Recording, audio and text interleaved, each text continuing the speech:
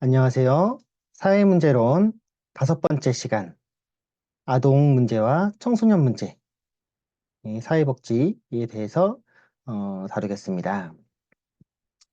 원래 아동 문제도 독립적으로 한 주차를 구성하고 청소년 문제도 독립적으로 한 주차를 구성할 정도의 분량인 건데, 제가 이 한 학기 동안에 더 다양한 많은 주제를 여러분들께 다뤄드리기 위해서 아동 청소년 문제를 한 시간으로 같이 합쳤어요. 그래서 뒷부분에 더 또 새로운 주제를 다루기 위해서 그렇게 했기 때문에 오늘은 조금 제가 열심히 강의를 달려야 될 것 같습니다. 그래서 그렇게 이해해 주시고요. 그러면 바로 아동 문제와 사회복지부터 시작하겠습니다.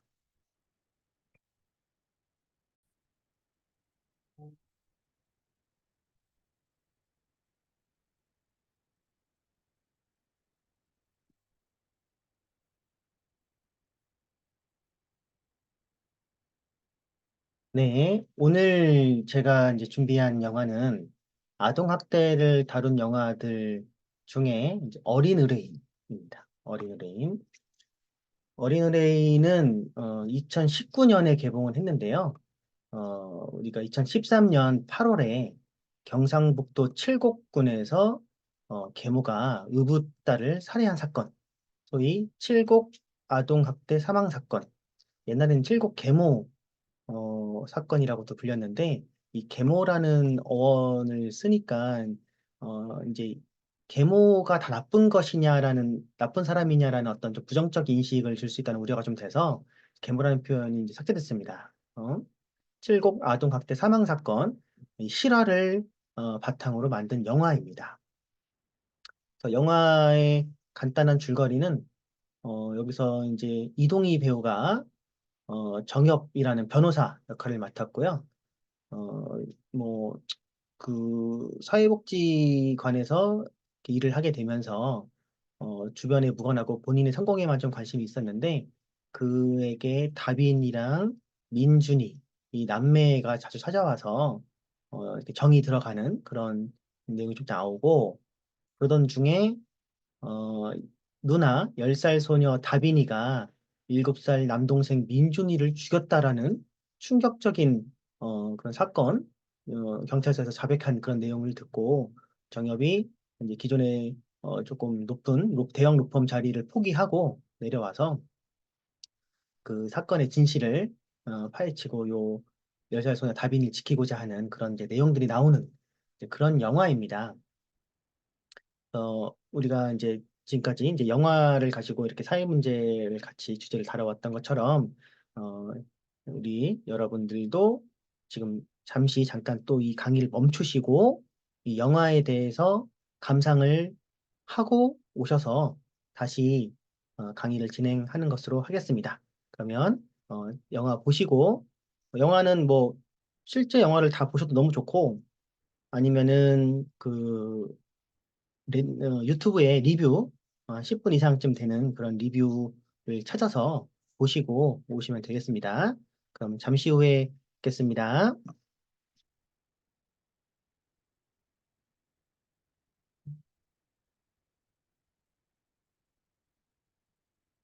네, 영화 이제 잘 보고 오셨나요? 일단 우리가 이제 직접 그 칠구 아동학대 사망 사건을 기억하시는 분들도 계시겠지만 영화만으로 봐도 너무 화가 나죠. 네. 한편으로는 사실 이 영화가 조금 감독이 우리에게 좀 희망적인 메시지, 그리고 또 이동희라는 배우를 중심으로 좀 남들의 좀 관심을 갖고 배려하는 그런 관심을 좀 끌고자 하는 그런 의도를 가져서, 그리고 영화가 조금 원래 실화는 실제 사건은 더 악랄하고 흉악한 그런 범죄 모습들인데 영화는 그런 부분들 조금 순화한 부분들도 있죠. 그래서 좀 전체적으로 아동학대 사건이지만 조금 그 변호사와 아이의 그런 따뜻한 그런 감정, 공유 뭐 이런 부분들이 좀 나오다 보니까 실제보다는 조금 더 따뜻하고 부드럽게 표현된 부분이 있어요. 이 사건의 좀 실체를 또 궁금하신 분들은 그것이 알고 싶다에서도 이 사건이 다뤄졌고, 꼬리에 꼬리를 무는 그 꼬꼬무에서도 다뤄졌기 때문에 실제 사건이 좀 궁금하신 분들은 추가적으로 그런 부분들을 찾아보셔도 좋을 것 같습니다.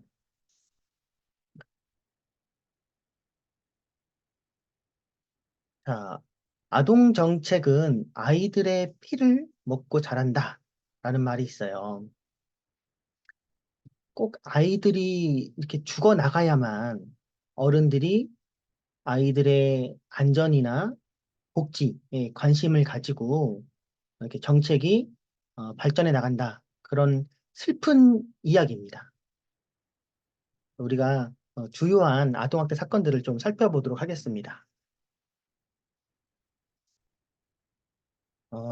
98년에 경기도 의왕시에서 발생한 아동학대 사망 사건인데요. 영훈이 남매 사건.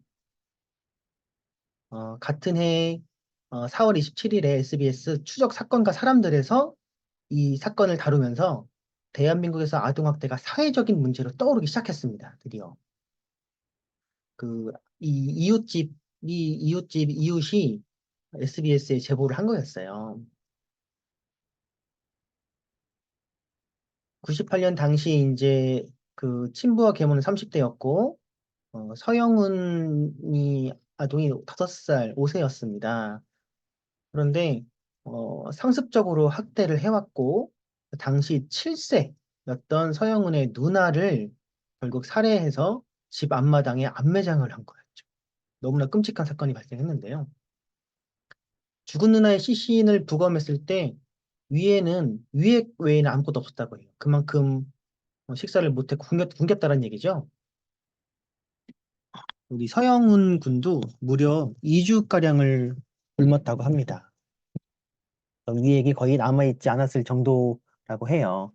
그리고 친부는 이 서영은이 대소변을 가리지 못한다면서 다리미를 갖다 대서 등에 화상을 입히거나 구타하고 밥을 굶기고 또 발등에 쇠젓가락을 찍어서 발등을 퉁퉁 붓게 하고 이런 끔찍한 학대를 저질러 온 것입니다.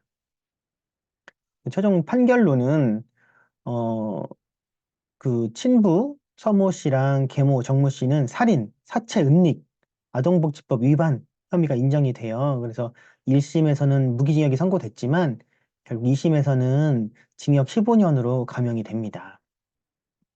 그래서 이 사건을 계기로 아동복지법이 20년 만에 전면 개정을 합니다. 그래서 개정된 법에 따를 때 이제 아동학대의 개념이 법적으로 정립이 됐고 아동학대 신고 의무 그리고 학대 아동을 분리해서 보호하는 그런 조치 등을 위한 아동보호 전문기관 설치에 대한 법적 근거도 마련이 됩니다. 그리고 앞에서 살펴본 영화 어린 의뢰인의 사건 배경이 된 칠곡 아동학대 사망 사건입니다. 2013년 8월에 벌어졌는데요. 양모인 임 씨가 8살짜리 딸을 온갖 학대 끝에 장파열로 죽게 하고 12살 언니에게 죄를 뒤집어 씌우려고 했던 사건이죠. 영화에서는 어린 의뢰인 영화에서는 어, 여기 지금 이제 자매거든요. 실질적으로는. 근데 이제 남매로 표현이 됐고 이제 12살, 8살이 이제 11살, 7살 이렇게 이제 표현이 됐습니다. 이 언니의 증언에 따랐을 때 이 임씨가 상습적으로 매질하고 청양고추를 뭐 한 10개 정도를 입에다가 물게 하고 있고 편식한다고 해서 굶기고 말을 듣지 않는다고 밤새 잠을 안 재우고 줄넘기 줄을 이용해서 목을 조르기도 하고 계단에서 엎드려 뻗쳐시키고 그대로 밀어서 계단에서 구르게도 하고 집에 있는 화장실에서 용변을 보면 그 배설물이 묻은 휴지를 먹이기도 했다. 정신을 잃기 전까지 물구문도 하고요. 아이를 드럼 세탁기에 넣고 작동시키는 행위까지 저질렀다는 겁니다. 그리고 아이들 친구와 여행 간다고 집을 비운 며칠 동안 아이들을 화장실에 가두기까지 했다고 합니다. 자, 이러한 학대가 A양이 사망하기 직전까지 454일 동안 상습적으로 이어진 거라고 하죠.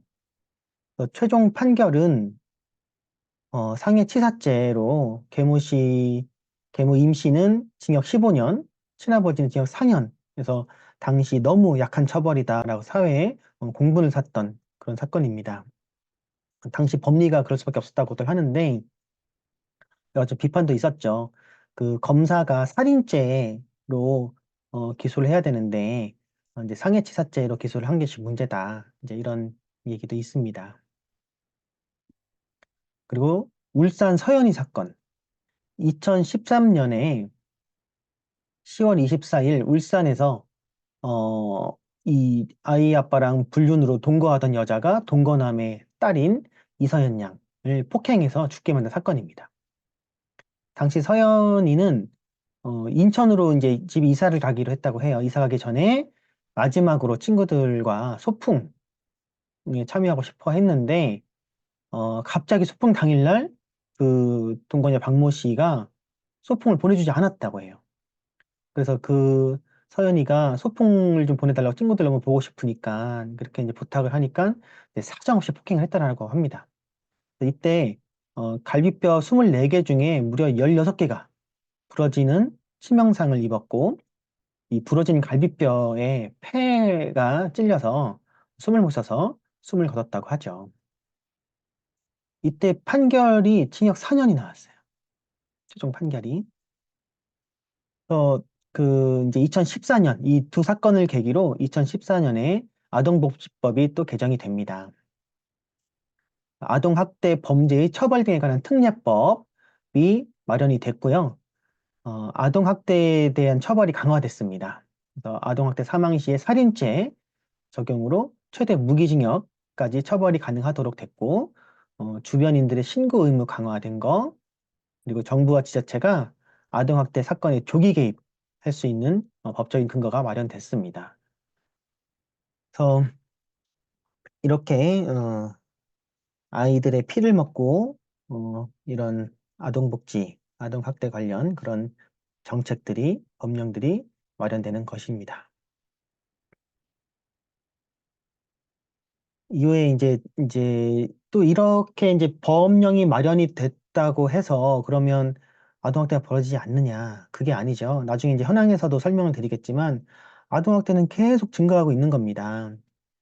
2020년 10월 13일에 서울 양천구에서 발생한 아동학대 살인 사건인데요. 정인이 사건은 당시 이제 8개월의 여자아이를 입양을 해요. 입양모 장하영, 입양부 안성은 이 사람들이 입양을 하고 8개월 된 아이를 8개월 동안 심하게 학대해서 16개월이 되었을 때 결국 어, 죽음에 이르게 한 거죠.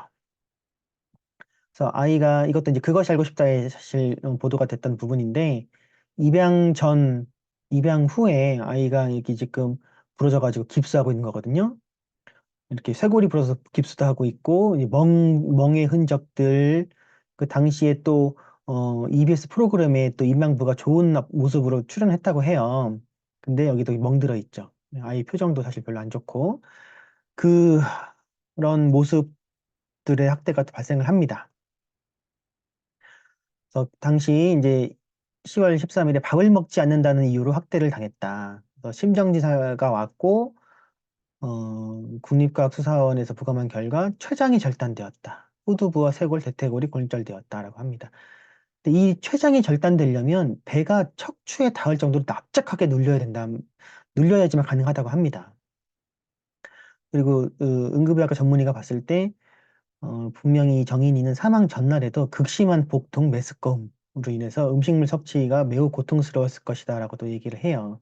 실제 이제 어린이집에 보여지는 그런 영상들도 좀 보여지거든요. 그래서 선생님이 애가 아무런 뭐 의지도 없이 축 늘어져가지고 선생님한테 안겨만 있고 얼마나 고통스러웠으면 근데 목이 말라서 할 수 없이 우유를 먹는데 수분 섭취를 해야 되니까 그것마저도 몇 모금 먹지 못하고 메스꺼워서 이제 그만두는 너무 안타깝죠. 왜 병원에 그럼 더 빨리 못 데려갔느냐 막 이런 부분들이 사실 거기서도 그 전에 한 차례 병원을 보냈을 때 아이가 아파서 병원을 보냈을 때 병원에서 보면 바로 또 학대 의심 증상들이 보이잖아요. 그래서 신고를 하게 됐고, 또 그 과정에서 이제, 그 서현 정인이 엄마 계모는 또 갖은 핑계나 변명을 하고 다른 또 의사로부터 진단서를 또 다른 걸 떼갖고 와가지고 학대가 아니라는 식으로 그래서 빠져나가게 됩니다. 그 이후에 이제 왜 병원을 보냈냐 어린이집에 항의를 하고 막 이러다 보니까 어린이집에서 다음에 또 아플 때 병원을 보내기가 어려워진 상황이 또 되는 거죠.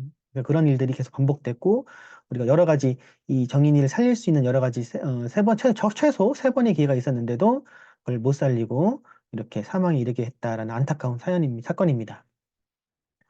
그래서 결국 1심, 2심, 3심 최종 재판부가 양부에게 징역 5년, 양모에게 징역 35년이 이제 선고한 원심을 확정하게 됩니다.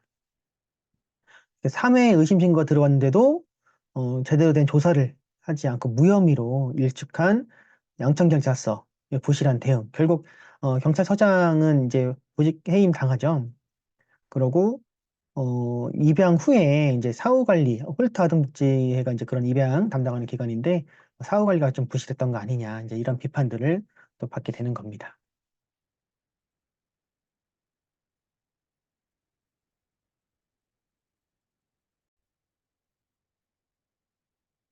네, 아동학대에 대해서 그럼 정의, 유형에 대해서 알아보겠습니다. 우리가 1950년대 전쟁 이후에는 아동보호라는 개념이 부모가 없거나 부모에게 버림받은 아이들을 어떻게 먹이고 입힐 것이냐 이제 그런 생존에 대한 그런 문제에 집중을 해왔었다면, 이제 90년대에 들어서서 이제 아동학대 문제가 논의가 시작이 됩니다. 그리고 이제 2013년 앞에 아동학대 사건들을 계기로 이제 범죄로 인식되고 규정이 된 것이죠. 자, 아동학대란 보호자를 포함한 성인이 아동의 건강 또는 복지를 해치거나 정상적 발달을 저해할 수 있는 신체적, 정신적, 성적 폭력이나 가혹행위를 하는 것과 아동의 보호자가 아동을 유기하거나 방임하는 것을 말한다. 이렇게 정의를 하고 있습니다. 그래서 정의 안에 이제 유형들이 나오죠. 이렇게 신체 학대, 정서 학대, 성학대, 방임 크게 나누고 이 안에 방임 안에는 이제 물리적 방임, 의료적 방임, 교육적 방임들이 있고요. 유기도 이제 그 안에 들어가는 것입니다. 그래서 우리가 이제 신체 학대는 이제 신체적으로 괴롭힘 그런 부분들이 들어가죠. 그래서 그런 유형별로 행위들이 이렇게 나와 있으니까 이제 그 부분들을 한 번씩 읽어봐 주시면 되겠습니다.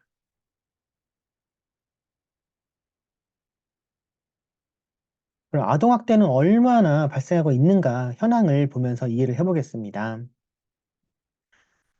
이거는 이제 2024년에 이제 발표된 2023 아동학대 주요 통계.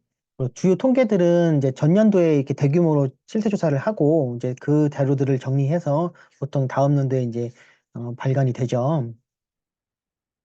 그래서 보시면 2017년부터 전체 이제 신고 건수가 이제 많이 늘어나죠. 네, 많이 늘어나고 여기서 2020년은 잠시 감소했지만 이렇게 신고 건수가 많이 늘어나는 계기가 예전에 비해서 이제 확 늘었거든요. 이제 이런 주요 사건들 2014년, 2013년 기준으로 14년 때도 확 올라갔고 또 여기도 2020년 사건이 또 발생했죠. 정인이 사건 등이 발생하면서 이제 그럴 때마다 이제 이렇게 증가율이 확 올라가게 됩니다. 그래서 이 전체 신고 건수 중에 이제 아동학대 의심 사례 건수들이 있는 거고요.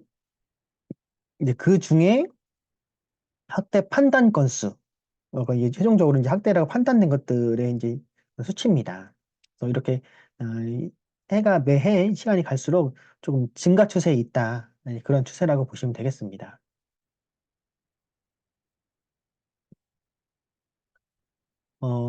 아동학대 그럼 유형을 보면 어, 2021년까지 보면 이제 중복은 여기 있는 신체 정서 성방임들이 이제 복합적으로 두 개 이상 발생하는 건데요. 2021년까지는 중복 학대, 그리고 그 다음 정서, 그리고 신체, 방임, 성 학대 이런 순서로 이루어지고 있죠. 그리고 이제 2022년에는 이제 2020년 이후로는 정서학대가 이제 더 많아지죠. 중복학대보다. 이제 그런 이제 변화가 있고요. 이렇게 이제 중복학대, 정서학대는 지속적으로 증가하더라. 네, 지금 보시면 중복학대랑 정서학대가 계속 증가하게 됩니다. 그 신체학대 같은 경우는 20년에 살짝 감소했지만 다시 또 큰 폭으로 증가하고 있고. 그래서 이 학대가 계속 이렇게 많은 학대들이 발생하고 있다라는 것입니다. 어, 이 피해 그러니까 아동 학대의 발견율 하면은 이제 전체 아동, 우리가 추계한 아동 전체 인구를 기준으로 봤었을 때 아동 학대가 얼마큼 발생했는지 그 수에 대한 비율이거든요. 21년 기준으로 보시면 이렇게 쭉 증가했죠. 5.02까지 증가했고요. 아동 수에 비례해서 아동 학대가 계속 더 많이 비율이 발생한다라는 개념이죠.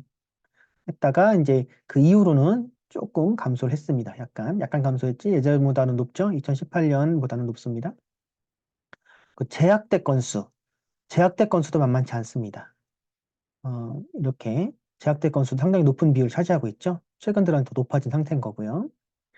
그리고 매년 사망자 수를 이렇게 보시면 아동학대로 인한 사망자 수가 이렇게 계속 나옵니다. 그래서 이 2017년부터 2023년까지 전체 평균을 내보면 40.7명, 매해 약 41명의 아이들이 학대로 사망하고 있다는 겁니다.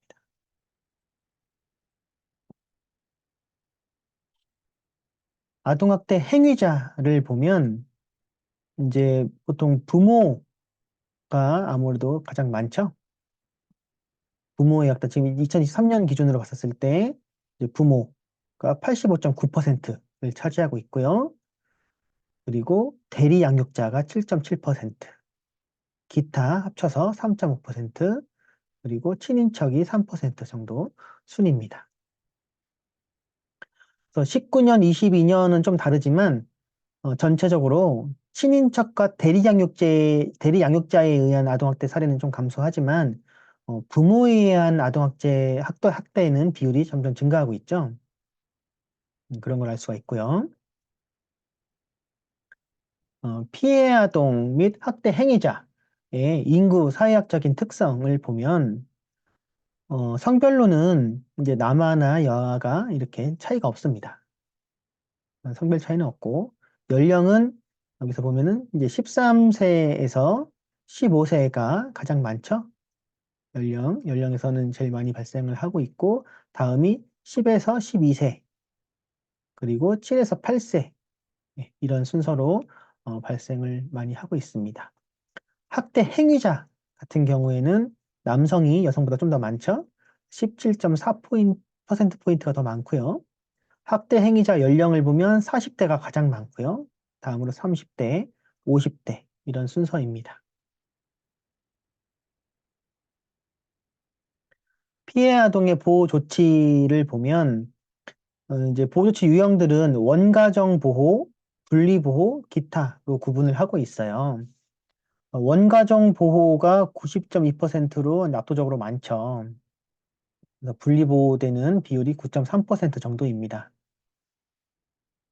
어, 이렇게 이제 분리보호가 되면 그 후에 이제 조치 결과에 대한 이행상을 고려해서 이후에 다시 가정 복귀를 할 거냐 아니면 분리보호를 지속해야 되느냐 이렇게 구분을 하는데요. 이 분리보호라는 비율 안에 이제 분리보호가 지속되는 비율이 86.4%고 원가정으로 복귀하는 비율이 13.6%다라는 겁니다. 우리가 이제 학대가 가정에서 발생을 했고 그것이 어떤 식으로 신고가 됐고 이렇게 학대로 판정이 됐고 그런 어떤 처벌이 있었겠죠. 조치가 있었을 텐데 원가정에서 그대로 보호하는 비율이 이렇게 압도적으로 많습니다. 기본적으로 아동학대에 대한 이제 대응 방침이 이제 가정을 회복시키는 데 있다 보니까 그런 경우도 있긴 하지만 현실적으로는 또 분리보호할 수 있는 시설이 너무나 적어요. 가정으로 보낼 수밖에 없는 겁니다, 다시. 그래서 이러니까 우리가 최근에 그 재발생 아까 비율이 높았잖아요, 학대가.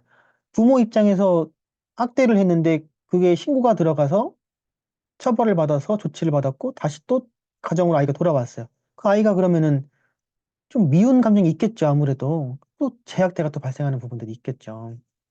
그래서 그것이 어떻게 회복을 잘 시킬 것인가 이렇게 좀 면밀하게 잘 대응 조치 방안을 강구해야 될 것입니다.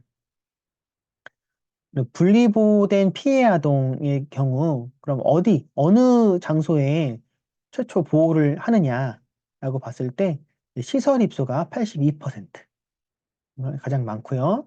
친조기 보호하는 경우 15.5%, 나머지 이제 가정위탁과 의료기관, 요양소 입원 이런 부분들이 있습니다.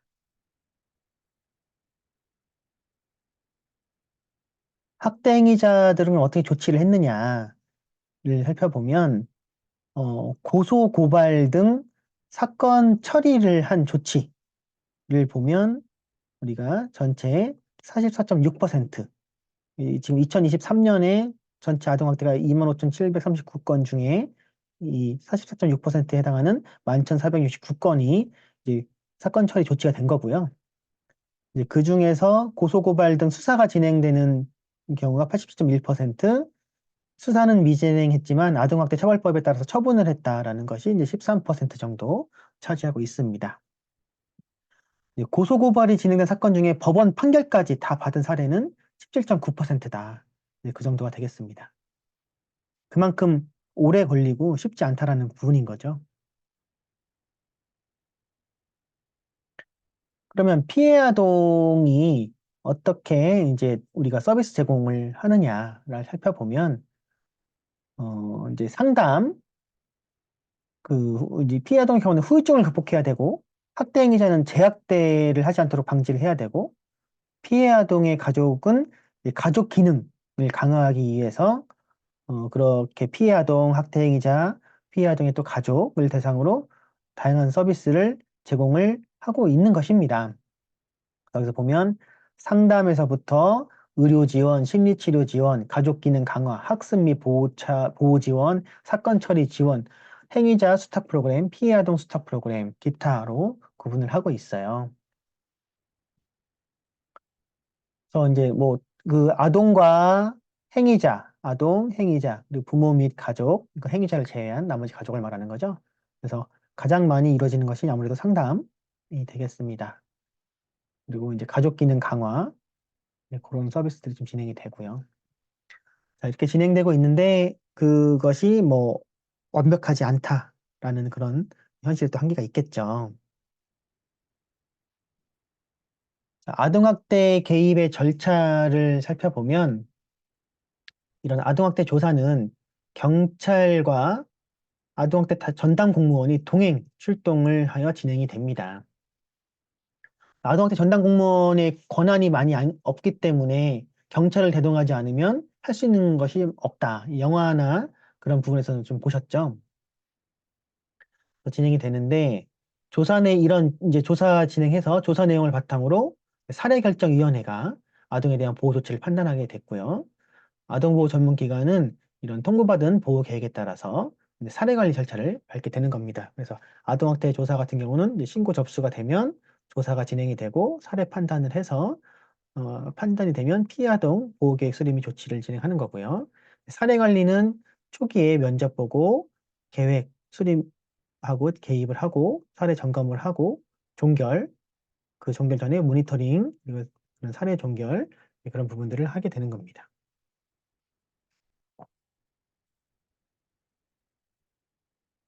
개입 절차도 이렇게 보면 이제 신고 경로가 시군구를 긴급 전화를 통해서 온 경우 112 19 경로를 통해서 왔을 때 결국 아동학대 전담 공무원, 경찰 같이 이제 현장 출동을 하게 되는 거라고 했죠.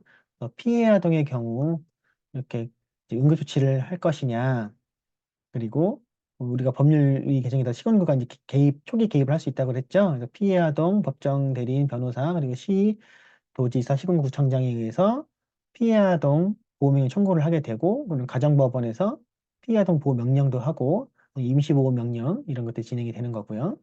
학대 행위자 같은 경우에는 응급조치로 사법경찰관이 이제 긴급임시 조치를 하게 되고, 나중에 이런 뭐 이 피해 아동이라든지 시군구 구청장이 그렇게 신청을 또 하게 되는 절차가 있죠.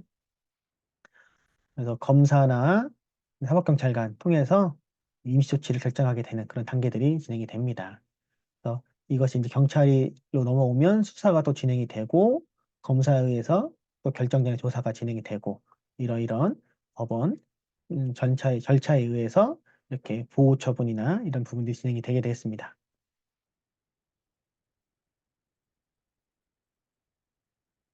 그럼 아동학대의 원인은 학자들은 어떻게 보고 있을까요? 아동학대 원인을 크게 개인 요인, 가족 요인, 사회 문화적 이런 환경 요인으로 구분해서 이야기를 하고 있습니다.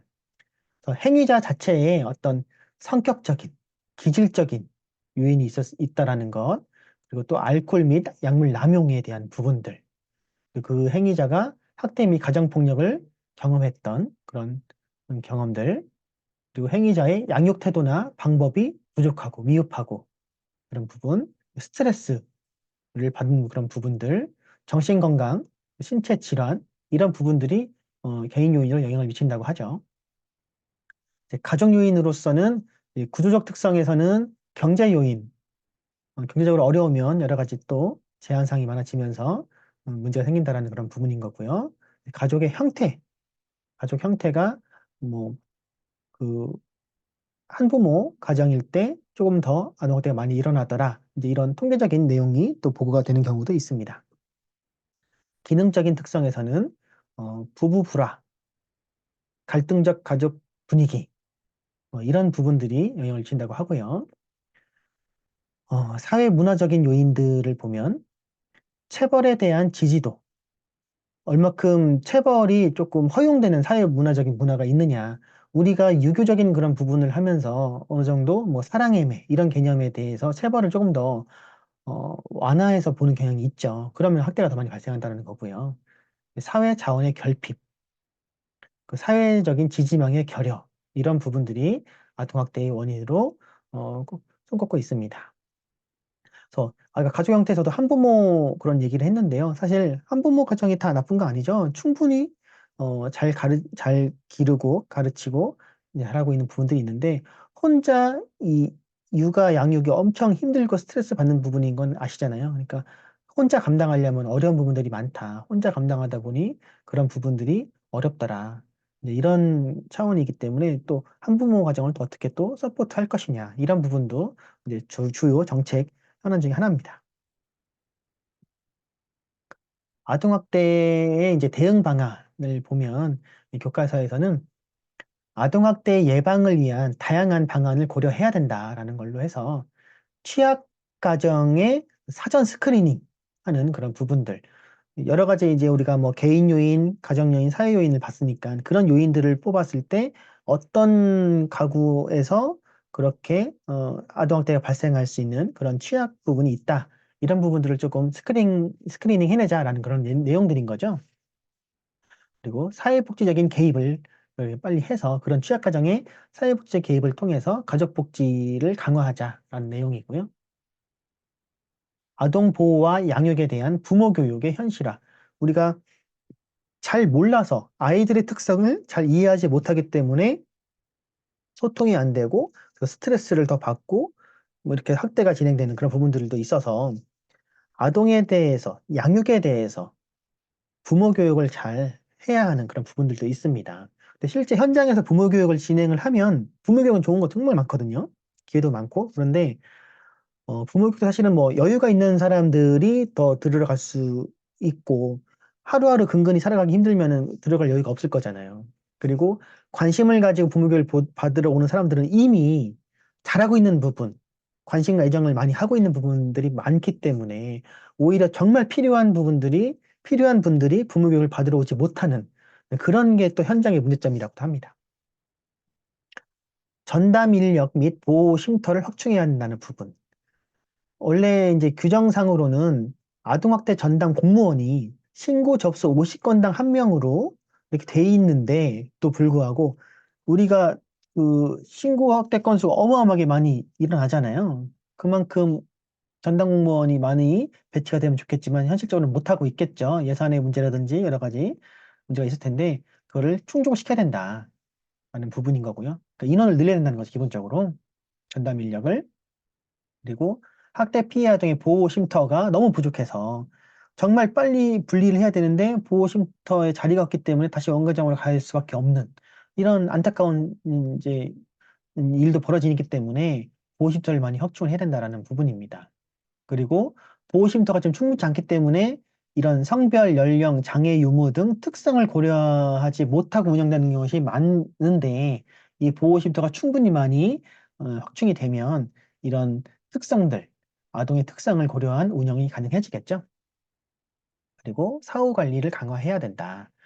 사후 관리를 전담하는 인력을 또 확충하고 전문성을 강화해야 되는 부분들이 되겠습니다. 네, 다음으로 이제 아동 음, 음, 의 문제 중에서는 시설보호 아동에 대한 부분이 있어요. 시설보호 아동에 관련된 영화는 영화 아이가 있습니다. 김연타, 각본 연출의 김연타. 그리고 개봉은 이 영화는 2021년 2월 10일에 했고요. 내용은 우리가 이제 이 강한 생활력을 가지고 하루하루 열심히 살아가는 아동학과 졸업반에 보호 종료 아동 아영이 있어요. 또 돈이 필요해서 결국 아르바이트를 하는데 이 아들 혁이를 홀로 키우는 워킹맘, 초보 엄마, 영채의 베이비시터가 되는 거죠. 영채가 이 혁이를 알뜰히 살뜰히 돌보는 아영의 모습에 고마움을 느끼고 또 생활의 안정도 찾는데 어느 날 이 혁이에게 또 사고가 일어나요. 그래서 이 영채는 또 그 모든 책임을 아영의 탓으로만 돌리고 그러던 와중에 다시 또 둘만 남게 되니까 고단한 현실이 돼버리죠. 그래서 이 아이, 어쩔 수 없는 선택이 아이를 이제 다른 곳으로 보내는, 이제 그렇게 하고자 하는데, 이를 알게 된 아영이 어떻게든 혁이를 다시 영채의 품에 돌려놓기 위해서 애를 쓰는 그런 내용들로 전개가 좀 됩니다. 이런 영화들이 제가 이제 아동 문제도 그렇고 청소년 문제도 그렇고 각 이렇게 내용별로 영화를 다 조금 추천해 드리고 있어요. 그래서 시간이 되실 때 이 영화도 추가적으로 살펴보시면 좋을 것 같습니다.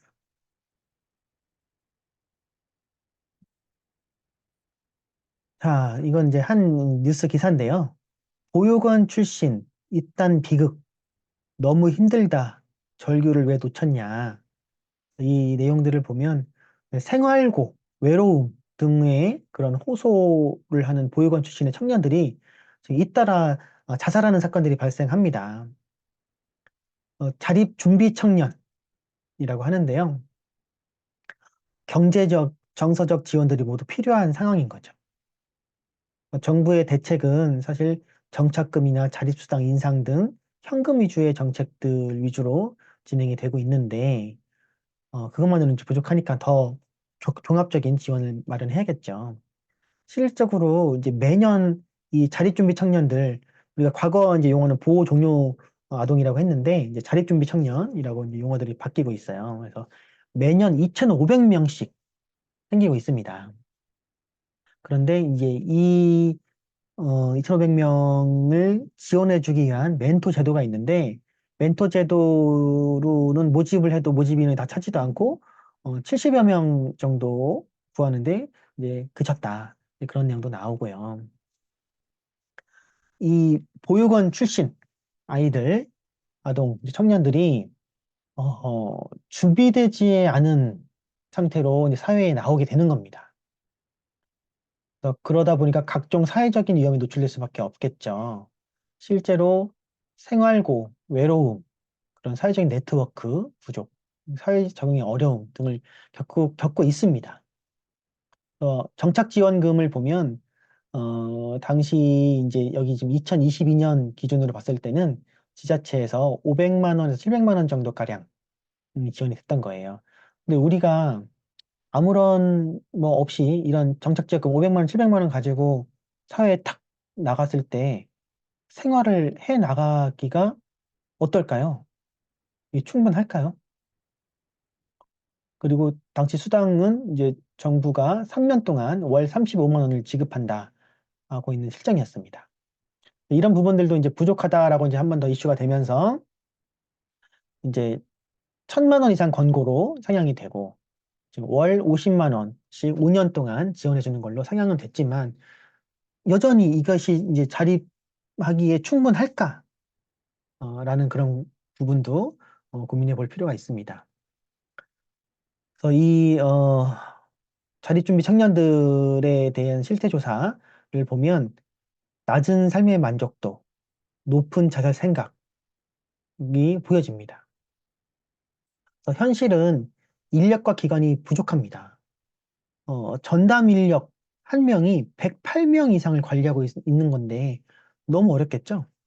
그리고 당시 2022년 기준으로 봤었을 때 전국 17개 시도 중에 이 자립지원 전담 기관은 12곳밖에 없었다라는 거고요. 지금은 이제 17개 모두 다 이제 개소가 돼 있죠. 그리고 앞에 얘기한 것처럼 신규 매출 선발하는데 그 목표 채우지 못하고 70명 정도에 그쳤다. 그러니까 매년 2,500명이 나오는데 이제 이 정도라는 거죠.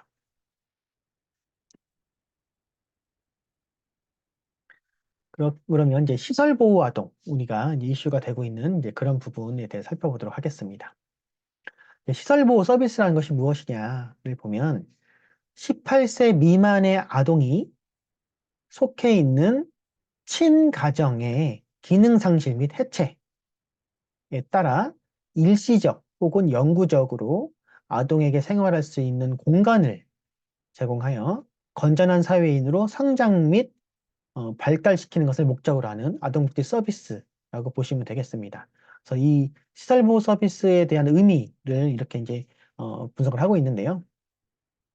역할론적 개념으로 봤을 때는 이제 부모의 역할을 대신한다라는 대리보호의 의미를 가지고 있고요. 장소적 개념으로 가정이 아닌 이제 시설이라는 공간에서 이루어지는 서비스다라는 개념이고요. 시간적 개념으로는 시설 같은 경우는 이제 주로 장기적으로 거주하는 그런 부분을 말하겠죠. 그리고 형태적인 개념으로 봤었을 때는 아동에 대한 보호가 이제 아무래도 시설에서 입소하다 보니까 집단적으로 이루어질 것이고요. 제도적인 개념으로 봤었을 때는 이런 아동에 대한 보호 주체가 일반 개인이 아니고 사회 전체다. 보호 주체는 사회다. 이제 그런 의미를 담고 있다라는 것입니다. 그럼 시설 보호의 유형들로는 우리가 아동복지법에 나와 있어요. 그래서 보면 저 먼저 아동 양육 시설. 우리가 이거는 흔히 예전에는 이제 고아원 이렇게 불렀던 시설 있죠. 이제 그게 현재의 명칭은 아동 양육 시설입니다. 고아라는 의미가 이제 좋지 않은 의미잖아요. 그래서 이렇게 이제 변경이 되는 거죠. 보호 대상 아동을 입소시켜죠. 입소시켜서 보호, 양육 및 취업 훈련, 자립 지원 서비스 등을 제공하는 것을 목적으로 하는 시설입니다. 그리고 아동 일시 보호 시설은 보호 대상 아동을 이제 일시 보호하는 거죠, 말 그대로. 그리고 일시 보호하면서 향후 양육 대책 수립하고 보호 조치를 행하는 것을 목적으로 하는 거고요. 아동 보호 치료 시설. 이것은 이제 불량행위를 하거나 불량행위를 할 우려가 있는 아동에 대한 치료, 선도 및 정서적, 행동적 장애 아동 및 학대 아동을 일시 격리하는 보호 치료하는 시설. 크게 이제 이 두 가지 유형으로 나눈다고 이해하시면 되겠습니다. 앞에서 우리가 이제 아동 학대를 다뤘는데 이렇게 학대 아동을 일시 격리해서 보호 치료하는 시설에 포함되는 거죠. 공동생활 가정. 이게 이제 아동양육실 같은 경우는 좀 주로 중규모 이상, 대규모로 이제 이루어지고 있는데, 이 공동생활 가정은 이렇게 가정과 같은 그런 주거 여건을 만들기 위해서 그렇게 이제 꾸리고 진행하는 거죠. 아무래도 이제 그 수가 충분치는 않겠죠. 자립지원시설, 그래서 아동복지시설에서 이제 퇴소한 아이들, 자립준비 청년, 그 사람에게 취업준비 기간 또는 취업 후 일정 기간 동안 보호함으로써 이제 자립을 지원하는 것을 목적으로 하는 시설이 되겠습니다. 그러면 이제 시설보호 아동 이제 현황을 봐서 무엇이 문제인지 한 번 더 같이 살펴보면 우리가 이제 2017년부터 2021년까지 진행하면서 우리 지금 저출산의 어려움을 겪고 있죠. 그러니까 전체 아동 수는 감소를 하고 있습니다. 그래서 아동 인구 수는 줄어들고 있는데 보호 대상 아동 요 지금 소개들을 보시면 제가 이 퍼센트 다 계산한 건데 대략 전체적으로 0.05% 전체 아동 0.5% 정도의 수준은 유지하고 있죠. 보호대상 아동. 아동 수는 감소하고 있는데 그 비율은 유지가 되고 있더라라는 겁니다. 보호대상 아동의 성별, 남녀는 비슷한 수준이죠. 놈이 비슷한 수준이고 이 전체 중에 장애 아동은 3.5% 정도를 차지하고 있습니다.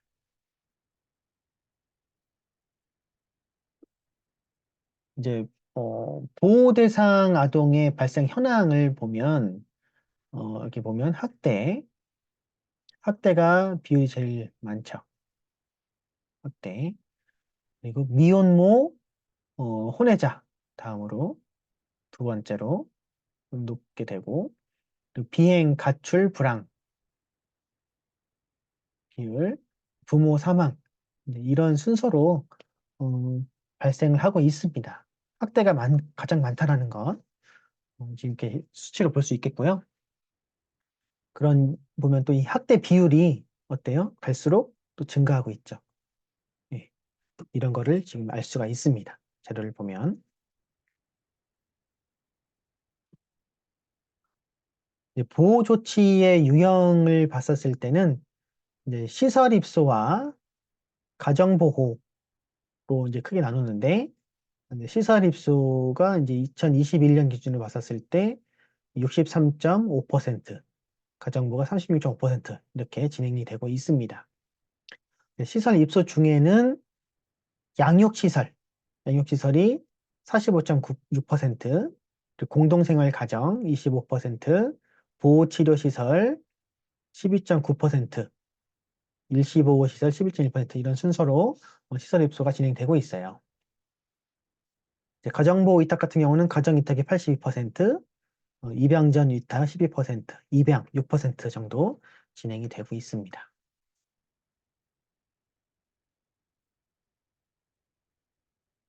우리가 그러면 자립준비 청년 수를 살펴보겠습니다. 19년부터 이제 22년으로 지금 진행이 될수록, 지금 보면은 자립준비 청년이 여기 2,500명 정도까지 나오고, 이제 갈수록 조금 이제 감소를 했지만, 이렇게 지금, 조사가 진행되고 있죠. 이 자립준비 청년 같은 경우는, 보호 조치가 종료되거나 해당 시설에 퇴소한 지 5년이 지나지 아니한 아동은 자립지원 대상 아동으로 명시하나 최근 정부가 이 보호 종류 아동이라는 용어를 썼었는데 이렇게 보호와 지원을 받아야 할 수동적인 대상이 아닌 자립의 주체로 인식하면서 자립준비 청년으로 명칭을 이제 공식화했습니다.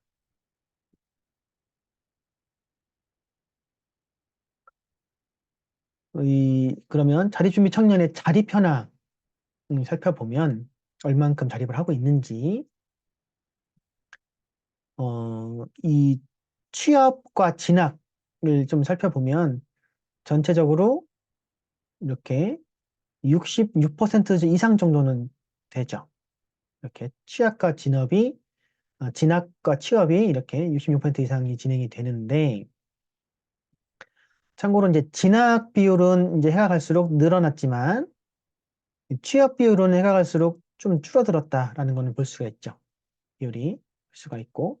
여기 보면 연락 두절을 제외한 수치죠. 그러니까 우리는 사실 이제 뭐 기본적으로 통계라는 수치들을 봤을 때, 어, 이런 부분들은 잘 알아야 됩니다. 그러니까 연락 두절을 제외하고 비율을 따지면 이렇게 비율이 올라가요. 그렇지만 이제 연락 두절을 포함한 경우, 연락 두절되는 비율이 꽤 높죠. 거의 2018년 3분의 1 정도가 됐고요. 약 4분의 1 정도로 연락 두절이 되고 있죠. 연락 두절이 포함됐을 경우에는 이제 진학과 취업의 비율이 아까보다 많이 떨어지죠. 그러니까 우리가 각종 자료들이 통계적인 자료들이 막 이렇게 주어졌을 때 이 부분을 어떻게 하면 수치가 더 높아 보이고 실질적으로는 어떻게 봐야 되고 이런 요령들을 우리 스스로 알아야 만약에 이제 뉴스나 이렇게 보도되는 것들에 단순한 그런 수치의 어떤 그런 걸 통계 장난이라고 하거든요. 예, 그런 통계 장난에 좀 현혹되지 않을 수가 있는 그런 눈을 기를 수가 있습니다. 그래서 우리가 연락 두절인 경우는 사실 잘 자립이 안 된 거일 확률이 높잖아요. 그래서 전체적인 그런 실제 상황을 조금 완화시켜서 해석할 여지가 있기 때문에 이런 부분들은 같이 포함시켜서 지켜보는 게 조금 더 현실적이겠죠.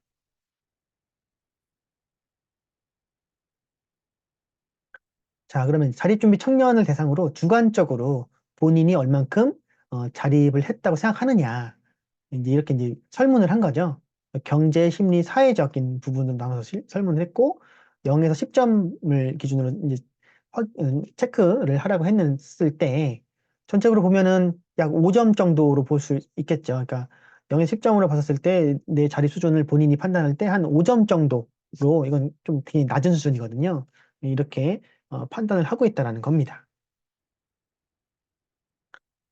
그리고 이런 경우도 좀 마찬가지로 이제 보호 종료 연차들을 봤었을 때, 어, 이 1년차 때, 2년차, 3년차, 4년차에 비해서 조금 5년차 때 더 이제 좀 하구나라고 이제 이렇게 좀 보일 수도 있잖아요, 시상으로는. 그래서 5년차 때 가면 준비가 어느 정도 되는 것 같아요라고 이렇게 또 해석을 할 수도 있고, 여기에 지금 보면 이제 1년, 2년, 3년, 4년, 5년이 지나갈수록 살해 수가 감소를 했죠, 많이.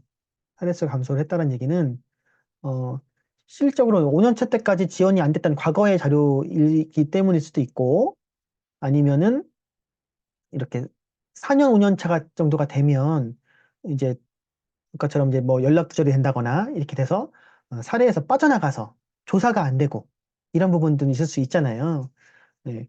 그런 경우들을 봤었을 때 한편으로는 이 자립의 의지가 있고 남아서 보호를 받고 있고 하는 친구들이 조금 더 긍정적으로 설문을 했을 수도 있는 부분이 있을 수 있고, 아니면 오히려 또 이렇게 좀 계속 낮은 이유가 어, 자립이 충분히 된 사람들은 보호 종료가 돼서 사회로 나갔기 때문에 아직 남아있는 친구들은 준비가 안 된 친구들이니까 이렇게 낮게 남아있는 것. 그러니까 여러 가지 같은 통계 자료를 보고도 교과서도 이렇게 자세하게 해석은 안 하잖아요. 근데 다양하게 해석을 할 수 있는 여지가 있어요. 그래서 이런 경우는 어떤 게 맞다라고 단정할 수는 없는 이 자료만 봤을 때는 추정이죠, 추정. 추정을 하는 거고 더 그럴듯하다라는 게 어떤 추정인지를 좀 따져보면서 추가적인 연구 조사로 어떤 게 맞는지를 더 추가로 알아보는 이제 그런 연구 방향성이 제시가 되는 거죠. 그래서 이런 수치를 봤을 때 이렇게 해석을 하고 저렇게 고민해보고 추정도 해보고 이렇게 할 수 있구나 이렇게 이해해 볼 수 있는 그런 기회로 가지셨으면 좋겠습니다.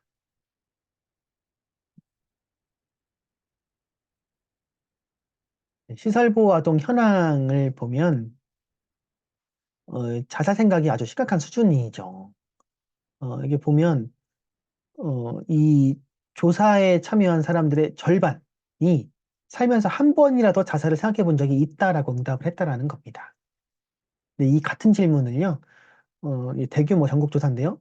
한국복지 패널 조사가 좀 비슷한 시기에 자살 생각을 한 적이 있냐라는 질문에 일반 가구원 대상으로 했을 경우에는 2.61% 정도 나오고 저소득 가구원 대상으로 하면 3.2329%더 높아지긴 하죠. 예, 그런 것도 유의한 차이가 있는 거고요. 근데 이 정도 전국적인 조사를 봤을 때 이 정도 수치가 나오는데 자립준비 청년 경우에는 50% 정도라는 거는 어마어마하게 높다라고 이해를 하시면 되겠습니다. 그리고 여자가 남자보다 자살 생각이 더 높게 나타나더라. 12.5% 포인트 정도 더 높게 나타나더라라는 걸 또 알 수가 있겠습니다.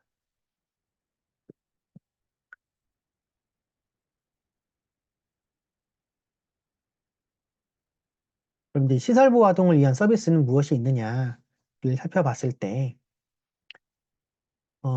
이 만 18세 미만의 아동을 대상으로 하는 것이 이제 원칙이거든요. 근데 과거에는 그 예외적으로 대학에 진학했다든지 그런 예외적인 사유가 인정이 될 때만 연장으로 더 보호를 받을 수 있었어요. 그렇지만 이것이 이제 더 강화가 되면서 지원이 강화가 되면서 당사자의 의사, 본인이 더 여기서 나는 보호를 받고 싶다라는 생각만 있다면 만 24세까지 연장이 가능하다. 그러니까 만 25세가 될 때까지, 도달할 때까지 연장이 가능하다라는 겁니다. 이 이제 시설보호 사업의 대상 아동들은 보호자가 없거나 보호자로부터 이탈된 아동, 보호자가 아동을 학대하는 등 아동을 양육하기에 부적당하거나 보호자가 양육할 능력이 없는 경우, 이런 경우의 아동들이 이렇게 시설보호 사업의 대상이 되고 있습니다. 과거에 아까 이제 1950년 전쟁 이후에 90년대까지 계속 보호자가 없거나 보호자로부터 이탈된 아동들의 비중이 더 높았지만 오늘날은 보호자는 있는 경우가 대부분이 많습니다. 그래서 이렇게 아까 비율 보셨죠? 학대받는 아동들의 비율이 꽤 높다라는 거죠. 이런 시설보호 사업 대상 아동의 입소 처리도를 보시면 이제 부모나 후견인이나 보호자에 의해서 신청을 하면 이제 관할 읍면동 읍면주민센터에서 입소 의뢰 상담 및 서류를 제출하게 됩니다. 주민센터로 서류를 제출하면 관할 시군구청에서 입소 적합성 여부를 판별을 합니다. 그래서 적합 판정이 되면 먼저 일시보호소에 입소를 하고요. 그 이후에 시설 입소로 입소 의뢰를 하게 되는 것이죠. 그러면 시설보호 아동의 퇴소에 대한 부분은 만 18세가 되면 보호가 종료되는 자립준비 청년이 연간 2,500명 안팎으로 발생을 하고 있다라는 것이죠. 아동권리보장원에서는 이렇게 자립지원 표준화 프로그램이라는 것을 제시하고 있고 그런 흐름도를 살펴보면 여기는 입소한 이후에 보호 중인 아동들을 대상으로 하는 프로그램이고 여기는 퇴소 이후에 대한 이제 프로그램이죠. 그래서 연령별 자립지원 프로그램들 8대 영역이 있고 자립지원 계획을 수립하게 하고 그 프로그램을 실행을 하고 자립준비 평가를 한 이후에 퇴소 이후에는 사례관리 및 상담 이런 부분으로 진행이 된다라는 것이 전적인 흐름이고요. 이 프로그램을 이제 예를 보시면 미취학부터 보호 종료 전까지 자립준비 프로그램을 8대 영역으로 전체적으로 하고 있는데 이렇게 레벨 1에서 미취학부터 초2까지 이렇게 레벨별로 초3, 초6, 중1, 중3, 고1 퇴소 전까지 이렇게 이제 구분을 하고 있고요. 기초학습, 독서지도, 원가정 유대 강화라는 내용으로 일상생활 기술, 자기보호 기술, 지역자원 활용 기술, 사회적 기술부터 좀 진행을 해서 이렇게 심리정서 지원도 있고 학습지도, 경제교육 이런 부분도 있고요. 진로 적성 검사, 자립 예비 사정 및 계획, 자립 준비 척도 이런 것도 검사를 하고 자립 사정, 취업 및 진학 상담, 자립 준비 척도 또 이렇게 진행을 하는 그런 내용들을 담고 있습니다. 그래서 최종적으로 8가지 영역에 대해서 자립 준비를 할 수 있도록 한다. 그런 개념이 되겠죠. 그 이후에 이제 보호 종료 후에 자립생활 정착까지 사례관리 서비스 지원 프로그램을 보면 보호 종료 이제 5년 이내의 아동이 대상이 되겠죠. 시기는 매년 1회 하는 것이고 자립 점검 후에 자립 지원 통합관리 시스템에 입력을 하고 취업, 직업훈련, 주거, 진학, 경제, 생활, 의료, 기타 등에 대한 점검을 할 수 있도록 지원하고 있는 것입니다. 이렇게 이제 체계는 잡혀지고 있는데 이제 그 내용에 대해서 얼마큼 더 실질적으로 도움이 될 수 있도록 하느냐 그런 것이 앞으로 이제 질적인 수준을 높이는 데 관건이 되겠죠. 근데 이런 부분들이 갖춰지고 진행이 되지만 아직 충분치가 않다라는 부분이 되겠습니다. 이렇게 아동보호시설들 살펴봤는데 개선 방안을 살펴보면 먼저 이제 보호대상 아동의 이제 특성 변화라는 그런 환경 변화가 있어요. 그리고 아동 정책 환경의 변화 이 두 가지 변화들이 있는데 지금 이제 저출산 문제로 아동 수는 감소하고 있죠. 아동 수 감소하다 보니까 이제 시설에 입소하는 아동의 수도 감소하고 있는 거고요. 그래서 시설의 운영과 기능 변화에 대한 필요성이 제기가 되고 있는 실정입니다. 보호자가 없는 아동보다 부모가 생존하는 아동 비중이 더 큰 상태고요. 특히 학대로 인한 보호 아동의 비율이 증가하고 있는 상황입니다. 아동 보호의 지역 편차가 꽤 큽니다. 얼만큼 관심 있는 그 지자체의 장이 아동의 이런 복지 신경을 쓰느냐에 따라서 편차가 굉장히 커지게 되는 겁니다.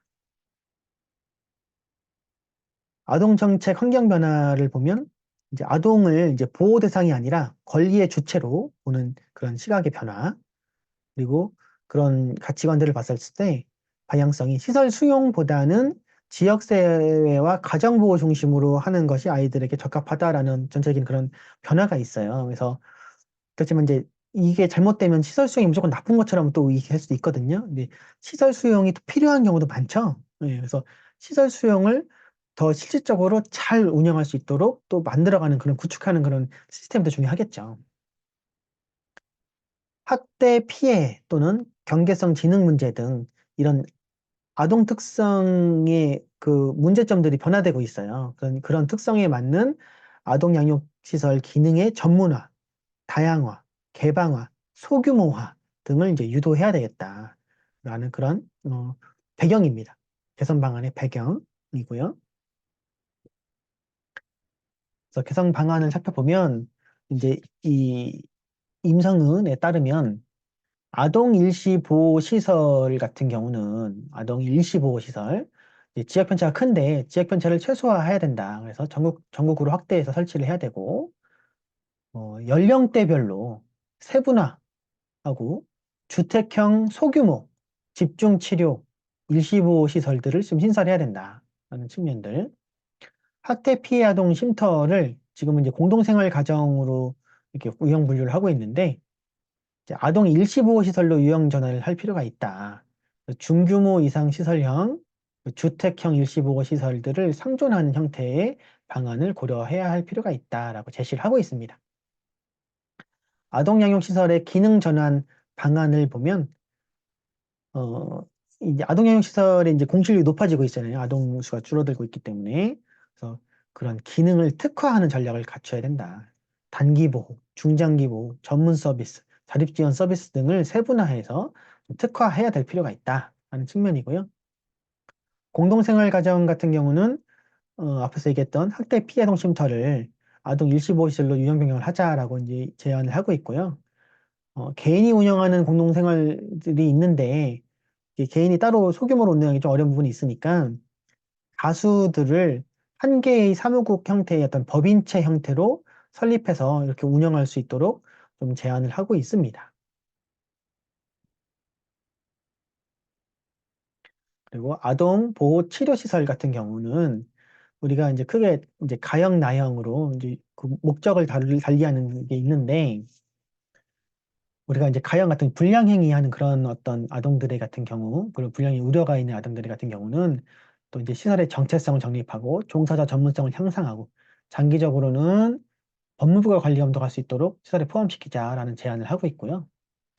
나형 같은 경우 이제 복합적인 정서행동 문제, 경계성 지능 문제, 뭐 학대 피해 이런 그런 아동들에게는 전문적인 치료 서비스를 집중적으로 제공하는 기능을 강화하자라는 측면입니다. 자립지원시설 같은 경우에는 단기적으로는 취업이나 자립지원 인력을 보충하여 아동보호 종료 전까지 관련 프로그램을 제공하는 것이고, 장기적으로는 보호종료 아동, 이게 자립준비 청년이죠. 지금으로서는 그 연령을 좀 아예 높이자. 만 18세가 아니라 청소년복지지원법상에서는 만 24세거든요. 그래서 24세로 확대를 하자, 아예. 그래서 아동복지시설이 아니라 청소년복지시설에 포함될 수 있도록 또 하는 방안도 고민해 보자. 뭐 이렇게 이야기를 하고 있습니다. 이건 또 사실 쉬운 문제는 아니죠. 네. 그런 부분을 얘기하고 있는데요. 네. 이제 다음으로 청소년 문제와 사회복지를 다루겠습니다. 그래서 학교폭력과 학교 밖 청소년 주제로 이야기를 하겠습니다.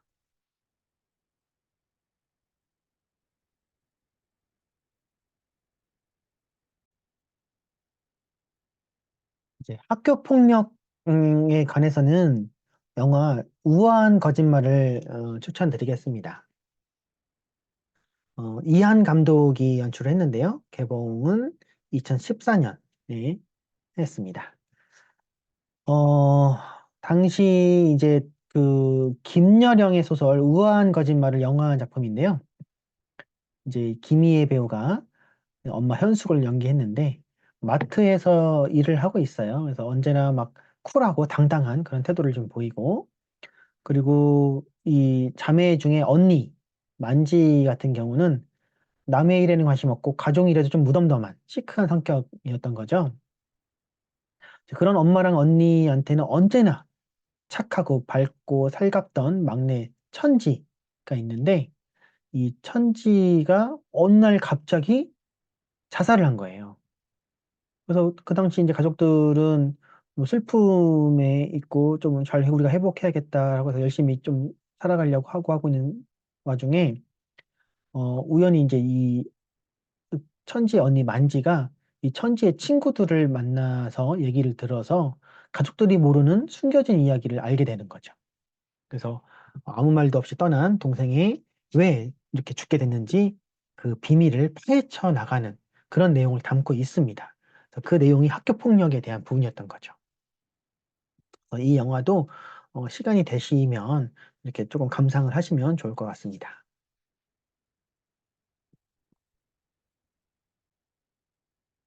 네, 우리가 이제 학교 폭력에 대한 논의는 1995년 이후에 우리 사회가 학교 폭력을 사회 문제로 인식을 하고요.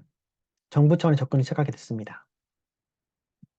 당시 학교 폭력에 대한 그런 사례들이 많이 발생하면서 된 거죠. 그래서 2004년에 학교 폭력 예방 및 대책에 관한 법률이 제정된 이후에 현재까지 20여 차례 이상 개정이 되고 있는데요. 그런데 이 학교 폭력이 감소하는 실질적인 변화는 나타나지 않았다. 오히려 증가하고 있고요. 그 양상 또한 다양하고 흉포화되고 있다. 너무나도 잔인한 그런 만행들 뉴스에서 많이 보고 있죠. 고위공직자의 자녀들이 이러이러한 학교 폭력을 했다라는 그런 이슈도 심심치 않게 보도가 되고 있고요. 이런 학교 폭력은 피해자에게 씻을 수 없는 고통을 남깁니다. 고통을 남기고 결국 성인기까지도 계속 부정적인 영향을 미치고 가해자를 비롯한 주변의 다수의 학생 또한 방관자 이런 측면에서 폭력의 학습, 도덕성 발달 저해 등의 악영향을 미치게 되고요. 나아가 학교, 지역사회 등 공동체를 약화시키는 아주 중요한 사회 문제가 되겠습니다. 학교 폭력의 정의에 대해서 살펴보도록 하겠습니다. 학교 폭력은 이 학교 폭력 예방 및 대책에 관한 법률 제2조 1항이 나오는데요. 학교 내외에서 학생을 대상으로 하는 발생한 상해, 폭행, 감금, 협박, 약취 유인, 명예훼손, 모욕, 공갈, 강요, 강제적인 심부름 및 성폭력, 따돌림, 사이버 폭력 등에 의하여 신체, 정신 또는 재산상의 피해를 수반하는 행위를 말한다라고 하고 있습니다. 과거에 이 법이 처음 만들어졌을 때는 여기가 학생을 대상으로가 아니라 학생 간이라고 했어요. 학생들 서로 간에. 그렇지만 학생을 대상으로 하는 것으로 해서 이제 그 가해자를 더 폭넓게 정의하는 것으로 이제 개정이 됐습니다. 학교 폭력의 정의 및 유형은 앞에 유형을 살펴본 것처럼 신체 폭력, 따돌림, 금품 갈취, 강요, 성폭력, 언어 폭력, 사이버 폭력 등이 있죠. 그럼 학교 폭력을 왜 하냐? 그 원인을 살펴보면 개인 요인과 환경 요인을 크게 나누면 개인 요인에서는 열등의식, 본인이 어떤 열등의식이 있으면 좀 민감해지고 그러면 누가 조금이라도 안 좋은 소리 하면 막 폭력적으로 하면서 그 이 열등의식을 조금 폭력으로 이렇게 덮으려는 그런 포장하려는 그런 그게 좀 발생한다 이거죠. 무력감, 단절의식 같은 경우도 그렇게 폭력으로 일어나는 그런 부분들이고, 그리고 그때 폭력을 저질렀을 때 조금 성공했던 과거 케이스들이 자기 경험들이 쌓이고 쌓여서 이제 누적된 공격성은 더 드러나게 되는. 이게 폭력을 하니까 내가 좀 더 유리한 고지에서 이게 조금 해결이 손쉬웠다. 그런 게 있다면 이렇게 공격성을 발휘한다라는 거죠. 자기 통제력이 결여되는 그런 개인 요인들이 있고요.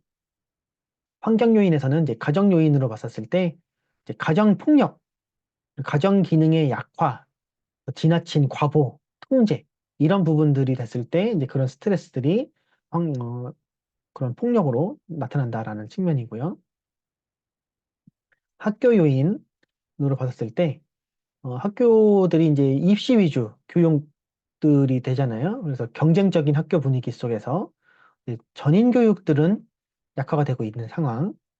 학교가 그래서 위계 질서를 강조하고 긴장, 통제 그런 상황에서 스트레스를 받는 학생들이 그런 측면이고 그런 비인간적인 처우들 학교 내에서 뭐 이런 부분들이 요인이다라는 것이고요.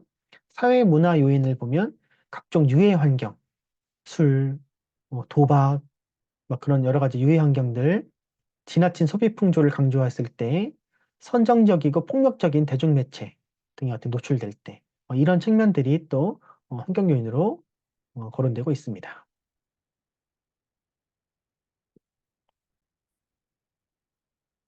학교 폭력의 특성입니다. 과거에는 이제 중고등학생부터 이제 많이 발생했다고 치면 비율이 지금은 이제 초등학생에서 많이 발생하고 있다고 하죠. 저연령화되고 있습니다. 이제 이거에 대해서 이제 뭐 중고등학생, 고등학생 정도 되면 학교 폭력이 발생했을 때 입시에 불이익을 주는 그런 규정들이 진행이 되다 보니까 아무래도 더 이제 눈치를 보면서 그런 비율이 좀 줄 감소를 하고 있는데 초등학생은 그런 제약이나 제한들이 없잖아요. 그래서 더 발생하고 있다라고 또 보고 또 아까 이제 개인적인 요인으로 원인을 본 것에서 초등학생은 아직 또 성장이 계속 진행되고 있으니까 그런 자기 통제력이나 이런 부분이 좀 더 미흡하고 이런 부분들 때문에 이제 그렇다라고 분석하는 내용이 있습니다. 그리고 뭐 찐적 폭력은 여전히 뭐 높긴 하지만 이렇게 정상적인 폭력 형태, 언어 폭력, 따돌림, 사이버 괴롭힘 등 이렇게 정서적 폭력 형태가 많이 증가하고 있다라는 것이고요. 그리고 과거에는 일부 청소년의 문제였다고 보면 지금은 그런 폭력의 일반화, 보편화되고 있다라는 측면입니다. 사이버 괴롭힘 등으로 누구나 이렇게 괴롭힐 수 있는 그런 기회들이 제공되고 있잖아요. 그리고 피해와 가해의 중복 현상이 증가되고 있다.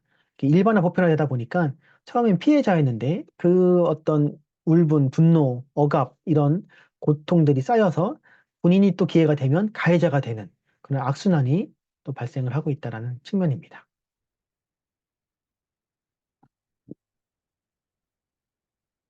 그런 학교 폭력과 일반 폭력의 차이점을 알아보면 일반 폭력들은 모르는 사람 사이에서 주로 발생을 하잖아요. 근데 학교 폭력은 결국 같은 학교, 같은 학급이라는 동일한 공간에서 발생하기 때문에 피해자가 반복적이고 지속적으로 폭력에 노출될 가능성이 높다라는 측면입니다. 또 일반 폭력은 당사자 외에 다른 사람이 알기는 어렵잖아요. 근데 학교 폭력 같은 경우는 당사자 외에도 다른 친구들에게 쉽게 알려지게 되기 때문에 또 추가적인 그 생활의 고통을 받게 됩니다. 학생들은 그 학교 생활이 전부인데요. 너무 어렵겠죠. 또 일반적인 폭력은 연속성이 없는데 학교 폭력은 학교 내에서 끊임없이 특정 학생에 대해서 행해지면서 결국 문제의식 없이 학생들 사이에서 잘못된 문화처럼 계속 형성이 될 수 있다라는 점입니다.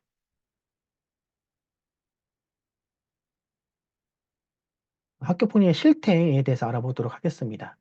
현재 학교 폭력 실태에는 우리 학교 폭력 예방법 제11조에서 매년 2회에 실시하도록 규정을 하고 있습니다. 그래서 현장에서는 4월에 전수조사를 하고 9월에는 표본조사를 한다라는 것입니다. 이 교과서의 자료는 2022년에 1차 학교폭력 실태조사를 한 것의 결과 자료를 활용하겠습니다. 학교폭력의 피해 경험을 살펴보면 지금 코로나 이후에 그 대면 수업이 확대되면서 다시 증가하고 있는 코로나 시기에는 좀 감소했다가 대면 수업이 확대되면서 다시 증가되고 있죠. 그리고 초등학생, 요 보면 초등학생의 응답률이 가장 높더라라는 겁니다. 그다음 중학교, 고등학교 순이죠. 이렇게 보시면 되겠습니다.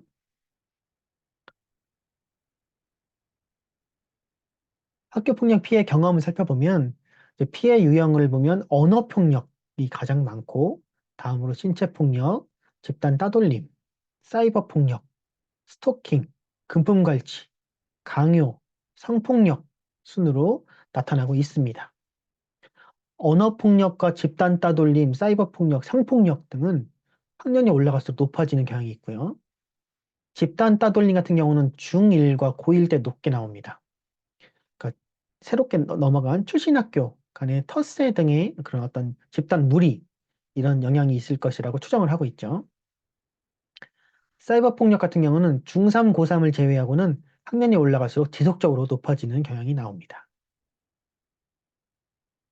코로나 확산 시기에는 언어 폭력은 큰 폭으로 감소를 하고요.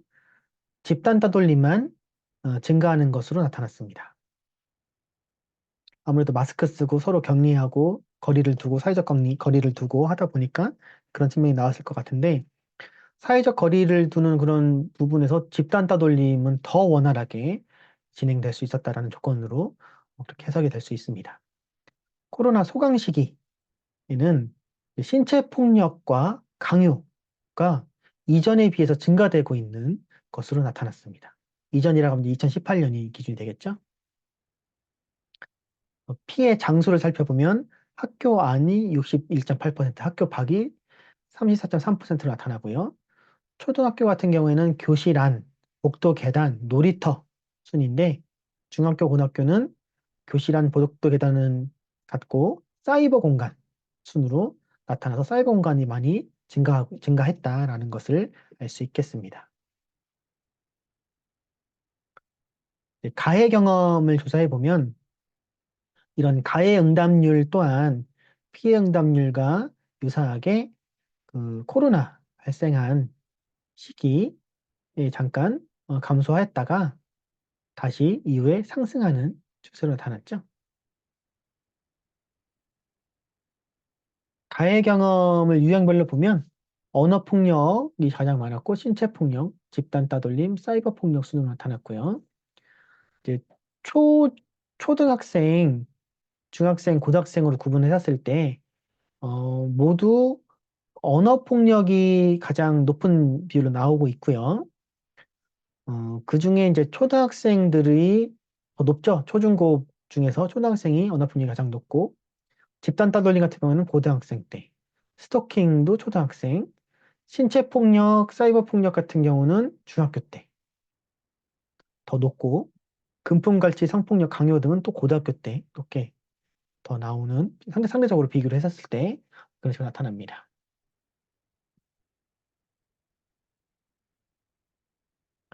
왜 가해를 하냐? 가해 이유로는 장난이나 특별한 이유 없이가 가장 높게 나오고 그다음에 상대방이 먼저 괴롭혀서 오해와 갈등으로 이 순으로 나타났는데요.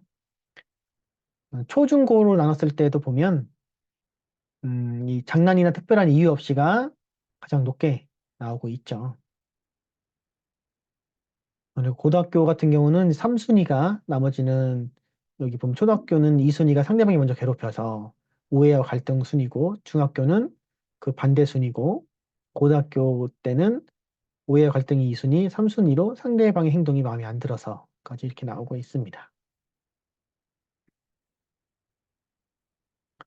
학교 폭력의 목격 경험을 보면 목격하였다라고 응답한 비율은 3.8% 정도로 나오고요. 전체 소중구로 학교 급별로 나누면은 초등학교는 7.3, 중학교는 2.9, 고등학교는 0.8% 순입니다.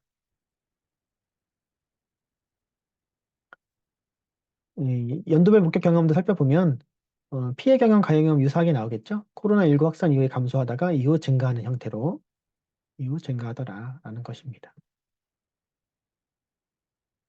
그럼 목격 이후에 어떤 행동을 했느냐? 피해를 받은 친구를 위로하고 도와주었다. 아무것도 하지 못했다. 때리거나 괴롭히는 친구를 말렸다. 가족, 선생님, 학교 전담 경찰관 등 주위에 알렸다 순으로 나타났습니다. 전체적으로 피해를 받은 친구를 위로하고 도와주었다 가장 많이 나왔고 초등학교는 그것이 많이 나왔고 중학교, 고등학교는 아무것도 하지 못했다가 가장 높게 나왔습니다.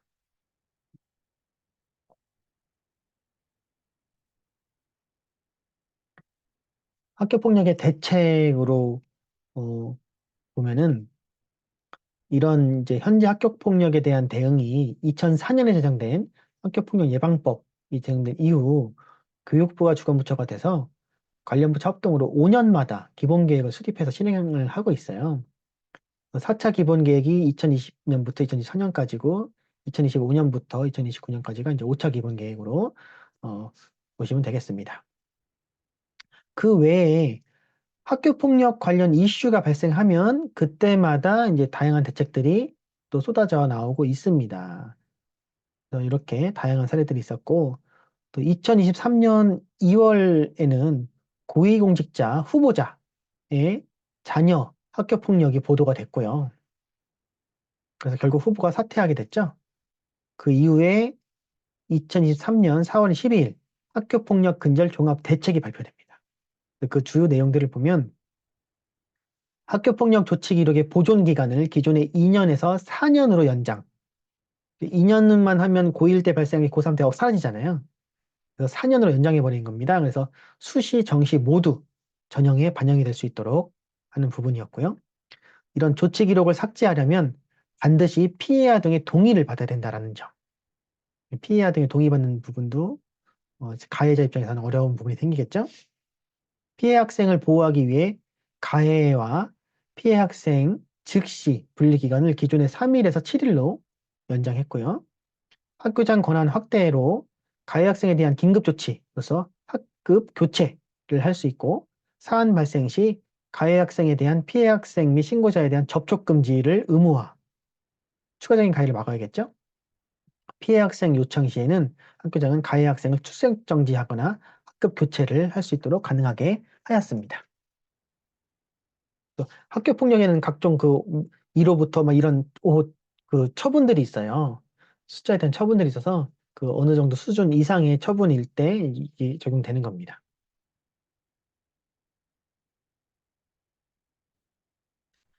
학교 폭력에 대한 개선 방안을 보면 응보적인 관점에서 회복적인 관점으로 전환이 필요하다. 전체적으로 이런 얘기를 하고 있는데요. 이 정부의 대책들을 쭉 살펴보면 사실 가해자의 처벌에 초점을 두고 있는 그런 응보적 관점, 이 대책이 주를 이루고 있다라는 측면입니다. 그래서 이렇게 응부적 관점을 강화하는 쪽으로 발표를 하다 보니까 결국 여론은 조금 잠재울 수 있을지 몰라도 결국 학교 폭력의 문제 해결, 근본적인 문제 해결에는 큰 효과가 없다라는 상황으로 어, 있죠. 그래서 결국 학교 폭력이 증가하는 추세라는 것을 그 결과로 보여준다는 거죠. 그래서 이런 심의 결과에 불복해서 진행되는 행정심판 청구, 행정소송은 매해마다 증가하고 있고요. 학교폭력 전담 변호사를 통해서 학교폭력을 해결하는 사례가 증가하고 있다는 겁니다. 그러니까 실적으로 진정하게 반성이 아니라 어떻게든 본인의 처벌을 낮추고자 하는 그런 움직임만 강화되고 있다는 거죠. 가해자에 대한 처벌만 있을 뿐 피해자의 피해 회복이 어렵다라는 점이 문제가 된다는 거고요. 회복적 관점의 철학 안에서는 가해자의 책임을 묻고 가해자의 피해자에 대한 진정한 사과와 배상, 피해자의 가해자에 대한 진정한 용서라는 어, 개념이 포함되어 있고 가해자와 피해자의 진정한 화해라는 목적을 달성한다. 이런 회복적 관점으로 가야 된다라는 걸 강조합니다. 처벌 이전에 회복적 관점의 교육적인 개입을 통해서 학교폭력 당사자들이 어떤 일을 겪고 있고 그 일로 무엇이 힘들고 걱정되는지, 피해를 회복하기 위해 책임져야 할 것은 무엇인지, 우리들은 무엇을 도울 수 있을지 이런 부분들을 고민하고 대화할 수 있는 기회의 장을 먼저 마련해 주어야 한다는 것입니다. 다음으로 학교 밖 청소년입니다. 영화는 영화 박화영을 가지고 왔는데요. 이환 감독의 이제 데뷔작입니다. 이 영화는 지금 보시면 이제 소개가 이름은 박하영, 나이는 18세, 직업은 고등학생, 가족 없는데 있음, 친구 있는데 없음. 네, 딱 핵심 요약을 하고 있죠. 이 박하영이라는 인물 집에 이렇게 학교 밖 청소년들이 모이는데 매일 라면을 먹고 매번 담배를 피고 동갑인 화영을 엄마라고 부르고 엄마 역할을 막 하는 거죠. 그래서 이 리얼 10대 생존기에 대한 그런 부분을 영화가 표현을 하고 있습니다. 시간 되시면 한번 감상하시면 좋을 것 같습니다.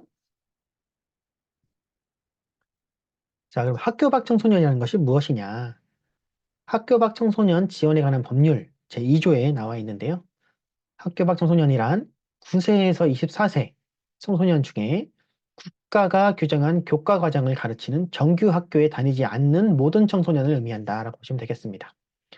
과거에는 다양한 용어들이 있었는데 학업 중단 청소년이라는 것이 좀 주로 사용되다가 이제 학교 밖 청소년이라고 해가지고 학교 중퇴 청소년, 비진학 청소년, 근로 청소년, 무직 청소년, 독학생인 홈스쿨링, 검정고시 등을 모두 포괄하는 그런 개념으로 보시면 되겠습니다.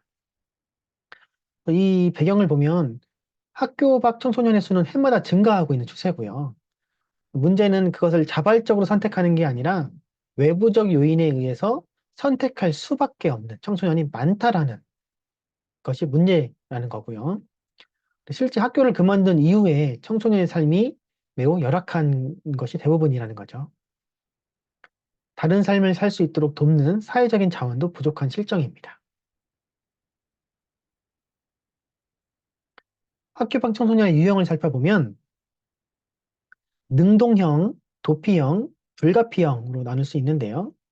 능동형은 재학생이 자신이 처한 상황에서 제기되는 문제를 적극적으로 해결하기 위해서 중퇴하는 경우, 자발적으로 하는 그런 개념이 되겠죠.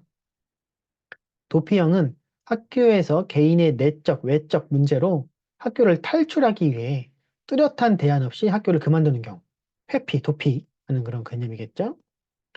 그리고 불가피형은 학교를 이탈할 수밖에 없는 상황, 집안 형평상 학업에 전념할 수가 없을 경우, 심각한 비행으로 학교에 제적된 경우, 이런 부분들이 불가피형에 속하게 되겠습니다. 학교 밖 청소년의 원인으로 살펴보면 학업 중단에 영향을 미치는 요인을 보면 이제 위험 요인이 강화됐을 때 더 중단하겠죠.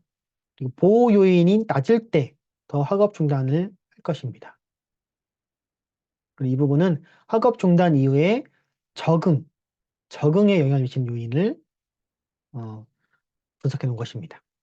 그래서 개인으로 봤을 때 불안정한 정서, 낮은 자기 조절 동기, 낮은 유능감, 효능감, 무기력함, 은둔형 외톨이 이런 부분들이 위험 요인이고 하고 싶은 일을 발견했을 때, 문제 해결 능력을 증진할 때, 높은 자기 이해와 수용이 이루어질 때, 자신의 가능성을 발견할 때, 이 부분이 낮을 때 학업 중단에 영향을 준다는 거죠. 그 학력, 졸업장에 대한 인식이 많이 변화되고 있죠. 변화됐을 때, 자기 상황에 대한 인식을 잘했을 때, 자신의 결심과 정보 탐색 노력이 진행될 때, 이럴 때 적응을 잘한다는 거죠. 반대로 이런 게 안 되면 또 적응을 잘 못한다고 해석하면 되겠죠. 가정에 대한 부분은 가정의 경제 수준, 가정 내 갈등, 낮은 부모의 자율성을 지지하는 그런 통제, 권위 이런 부분들, 보호 요인으로는 부모의 지지, 적극적 지지, 적극적인 부모의 협조, 자녀에 대한 높은 이해 이런 부분들이 낮을 때 학업 중단을 하게 된다는 겁니다. 그리고 적응에 대한 영향력은 이제 가족의 권유라는 측면이고요. 또래에 대한 부분, 또래의 괴롭힘, 또 또래 중에 자퇴 친구가 있을 경우 이제 그걸 좀 보고 배우는 그런 부분들이 되겠죠. 보호 요인, 새로운 친구 관계가 형성이 됐을 때, 친구의 관심, 조언이 있을 때가 보호가 되고, 적응은 역시 친구 관계라는 부분인 거죠. 위험 요인으로 학교는 학습 내용이 불만일 때, 문제 청소년으로 낙인찍혔을 때, 높은 결석 빈도, 교사에 대한 적대감, 학교의 유형들, 실업계 이런 부분들에 대한 부분, 낮은 학업 성취, 교사에 대한 거부감, 학교 및 학업 거부감 이런 부분들이 분석이 되고 있습니다. 보호 요인으로 동아리 활동, 교사의 적극적인 협조적 태도, 학업에 대한 흥미 이런 부분이 작용을 하고요. 또 역시 교사의 지원 부분, 적응에 대한 부분이 영향을 미치게 되겠습니다. 기타적으로 인터넷의 과다 사용, 사회 활동에 대한 욕구, 사회를 빨리 나가고 싶은 그런 부분들, 보호 요인으로 졸업장이 필요하다는 인식, 학업 중단 결과가 예상될 때, 사회적 평가에 대한 우려, 이런 측면입니다. 그리고 학업 중단 이후 적응에 영향을 미친 요인으로는 주위 사람들의 권유, 전문가의 지원, 이런 부분이 있습니다. 네, 연도별 학교 급별 학업 중단율에 대해서 살펴보도록 하겠습니다. 그림을 보면 여기는 이제 오타인 것 같죠? 그림에서 전체 평균을 의미하는 거니까 여기는 초, 중, 고 이렇게 따로 있고요. 전체 평균을 봤었을 때 0.8, 0.8에서 1 이렇게 1, 0.8 거의 이 정도 수준을 유지하다가 코로나19로 비대면 수업이 전면 실시된 2020년에는 크게 감소를 했죠. 크게 감소를 했고 0.6으로 2021년 비대면으로 전환하면서 다시 0.8 정도로 회복을 했고요. 학교 급별을 보면 고등학교가 다른 중학교, 초등학교보다 훨씬 높죠. 이렇게 알 수 있습니다. 그러면 학교를 그만두는 이유가 무엇인가 설문조사를 했었을 때 여기 보면 2018년과 21년 3년 터울로 좀 조사를 했고 이때 보면 학교에 다니는 게 의미가 없어서 보통 우리가 이제 그 사회문제에서 많이 얘기하는 코로나19 전후로 세상이 바뀌었다라고 얘기를 하죠. 그래서 많은 조사들이 이렇게 코로나 전과 후를 비교 분석하는 것이 많습니다. 자, 두 연도 모두 학교 다니는 것이 의미가 없어서가 제일 많네요. 그리고 18년과 비교해서 다른 곳에서 뭔가를 원하는 것을 배우기 위해 이 부분이 큰 폭으로 상승을 했죠. 상승을 했고 여기 심리 정신적인 문제로도 폭이 좀 큽니다. 공부하기 싫어서 학교 분위기가 맞지 않아서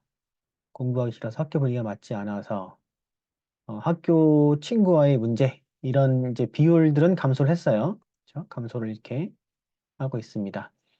그래서 이 전체로 보면 학교 다니는 게 의미가 없다. 다른 곳에서 뭔가를 배우려고 한다. 그리고 공부하기 싫었던 그런 비율들, 학교 분위기 맞지 않았다는 비율들, 뭐 이런 비율들이 좀 감소를 했는데 전체적으로 봤을 때 학교 교육에 대한 신뢰나 비전을 찾지 못해서 학교를 그만두는 비율이 전체적으로 증가한 것이다.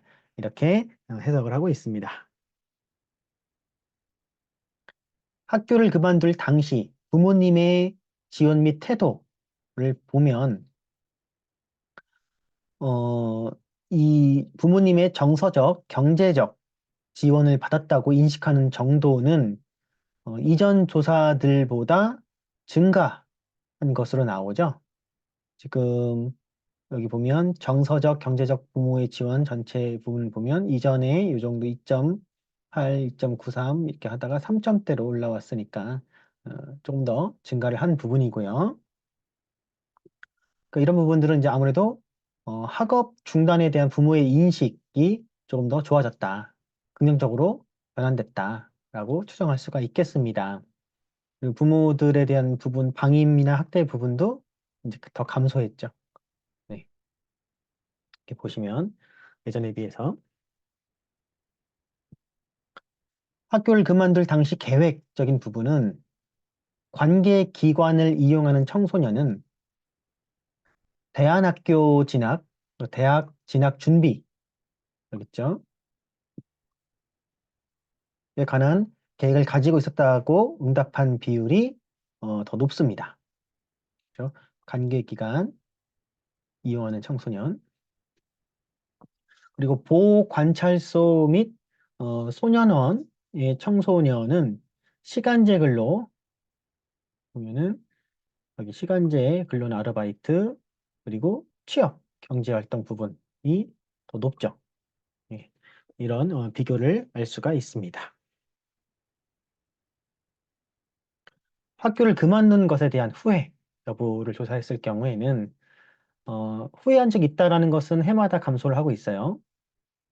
그리고 후회한 적이 없다라는 질문은 응답은 해마다 증가하고 있습니다. 좀 더 본인이 더 긍정적으로, 자발적으로, 진취적으로, 계획적으로 이런 부분들에 대한 비중이 점점 더 커지고 있다. 전체적으로 그런 흐름을 읽으실 수 있으실 것입니다. 학교를 그만둔 후에 본인의 집 외의 장소에서 거주한 경험을 보면 우리가 이제 21년 기준으로 봤었을 때 4명 중 1명, 25.2%가 학교를 그만둔 후 본인의 집 이외의 장소에 거주 경험이 있다라고 응답을 했고요. 남자를 보면 10명 중에 3명, 30.1%, 여자는 10명 중 2명 정도, 20.4% 밖에서 생활한 경험이 있다는 것이죠. 남자가 좀 더 많고요. 그 남녀 모두 보면 이제 가장 많이 응답한 것이 이제 친구집이 가장 많더라라는 부분입니다. 그리고 이제 순서대로 이렇게 나오게 되겠죠. 남자 같은 경우는 PC방 등, 다음으로 모텔, 여관 이런 부분이 있고, 여자들은 원룸, 쪽방, 고시원 등, 그 다음이 모텔, 여관. 그리고 여기 보면 보호시설, 여자들은 보호시설이 그냥 세 번째 차지하고 있죠. 2등, 2위, 3위. 네, 그런 차이들이 나타납니다. 학교를 그만둔 후 향후 진로에 대한 계획. 아직 진로를 결정하지 못했다는 응답이 35.7%로 가장 많다. 그래서 이전보다는 증가 추세다라는 개념이죠. 진로 미결정 부분 비율이 그렇게 되고 점점 증가하는 추세다라는 개념이고요. 그 외에 대학 진학을 포함한 정규학교 복학, 검정고시 준비 순으로 나타나고 있습니다. 다음 부분. 평소 자신에 대한 생각 및 심리 상태를 알아보면 이전 연도보다 21년 조사를 보면 자아 존중감, 자기 효능감, 정서 조절 등은 더 증가를 하고 있어요. 하고 있고 우울과 불안은 이제 다소 좀 낮아졌다라는 부분입니다.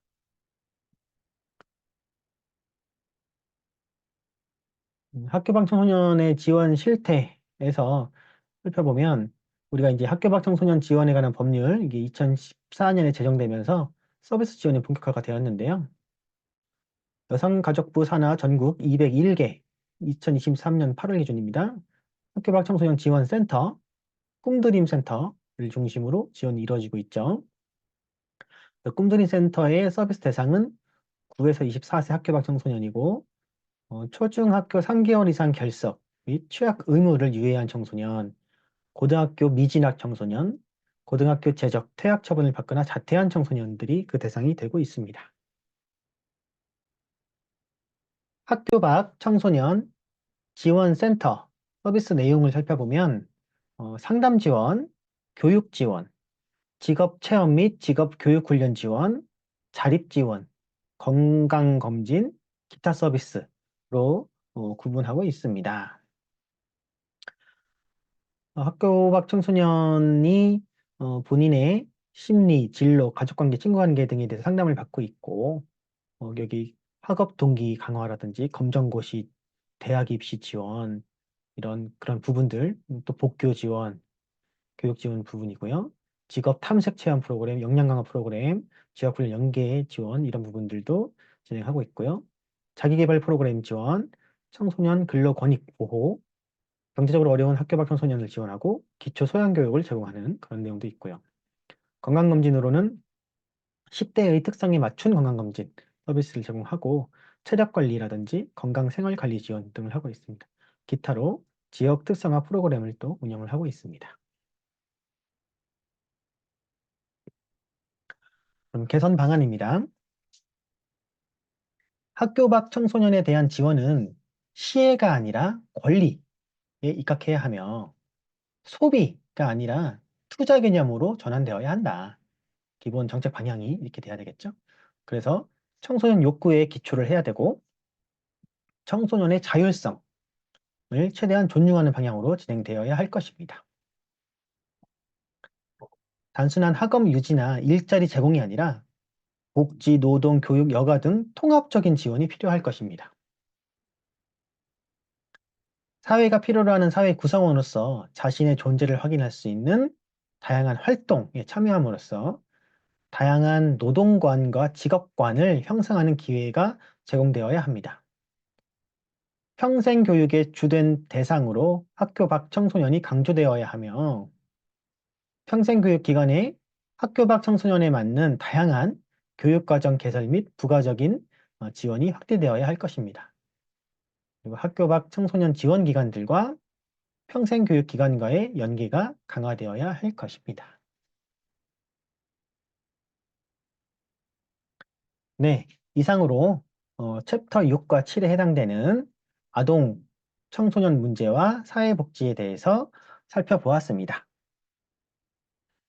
다음 시간에는 노인 문제와 사회복지에 대해서 강의를 하겠습니다. 지금까지 강의를 들어주셔서 감사합니다. 수고 많으셨습니다.